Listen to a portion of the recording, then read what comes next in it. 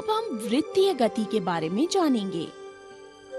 ऐसी गति जिसका पथ वृत्तीय होता है, अर्थात गति एक बिंदु के चारों ओर होती है, अर्थात बंद पथ पर वस्तु की गति। जब कोई वस्तु एक वृत्तीय पथ पर एक समान वेग से गति करती है, तो क्या उसका त्वरण शून्य होता है? नहीं। वृत्तीय गति एक ऐसी गति है जहां वेग के परिमाण शून्य होने पर भी त्वरण शून्य नहीं होता।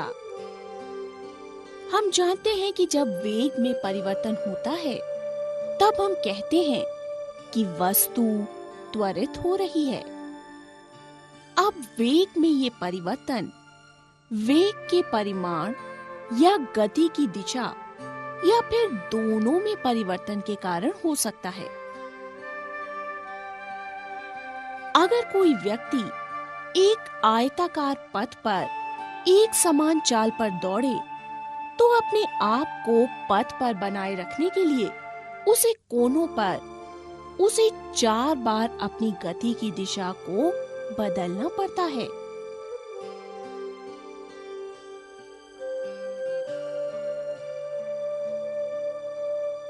और अगर कोई एथलीट एक वृत्तीय पथ पर दौड़े, तो उसके वेग में निरंतर परिवर्तन केवल गति की दिशा में परिवर्तन के कारण होता है।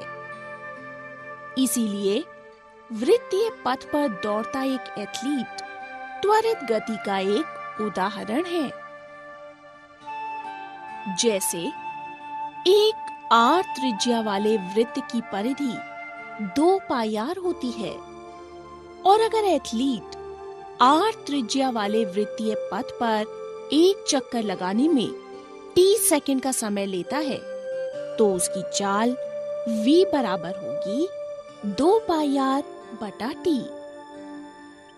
जब एक वस्तु वृत्तीय रास्ते पर एक समान चाल से चलती है, तब उसकी गति को एक समान वृत्तीय गति कहते हैं।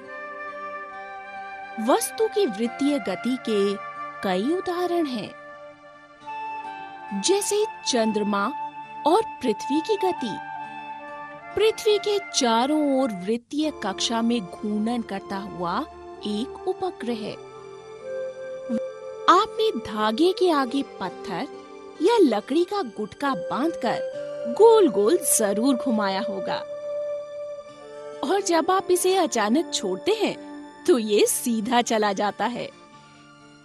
ठीक उसी प्रकार जैसे जब कोई एथलीट गोल गोल घुमाकर डिस्क को छोड़ता है, तो वो सीधा जाता है।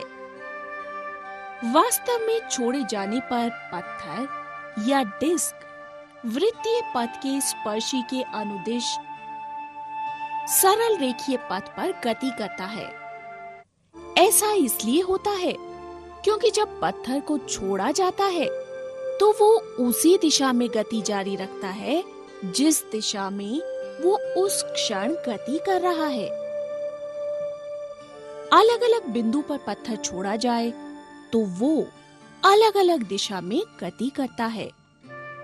तो हम कह सकते हैं कि जब पत्थर को वृत्तीय पथ पर घुमाया जाता है, तो उसकी गति की दिशा प्रत्येक बिंदु पर परिवर्तित होती है।